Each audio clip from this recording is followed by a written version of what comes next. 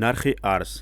بانک ملی تاجیکستان ارزش سامانی را نسبت به اسعار خارجی برای امروز 15 ایول اعلان کرد.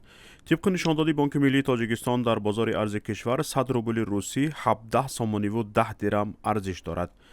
ارزش یورو باشد در بازار ارز کشور حالا 100 یورو برابر 1043 سامانی و 89 درم قیمت دارد.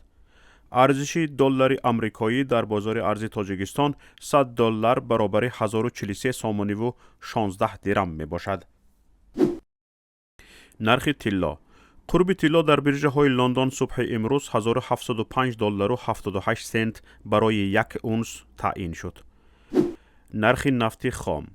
نرخ میانه فروش هر بشکه نفت خام تحویل ماه آینده در برجه های لندن 99 دلار و 71 سنت معامله شد. نرخ میانه هر بشکه نفت خام تحویلی ماه آینده در برجه های نیویورک 96 دلار و 22 سنت معامله شد. در تاجیکستان در 6 ماه سال جاری نقشه جمع آوری انداز بر زیاد اجرا شده است.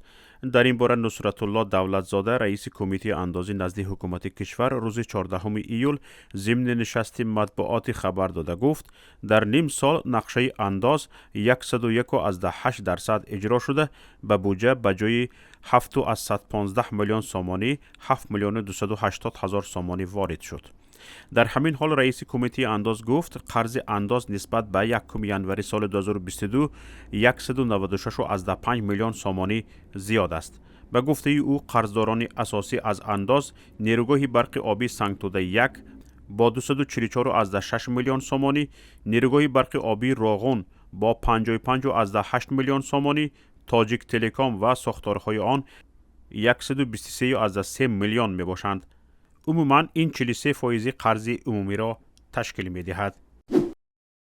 ولادیمیر پوتین رئیس جمهوری روسیه قانون درباره تصویب سازشنامه با تاجیکستان درباره همکاری در ساحه نفقه را امضا کرد. حجت در پورتال رسمی اطلاعات حقوقی فدراسیون روسیه نشر شده است.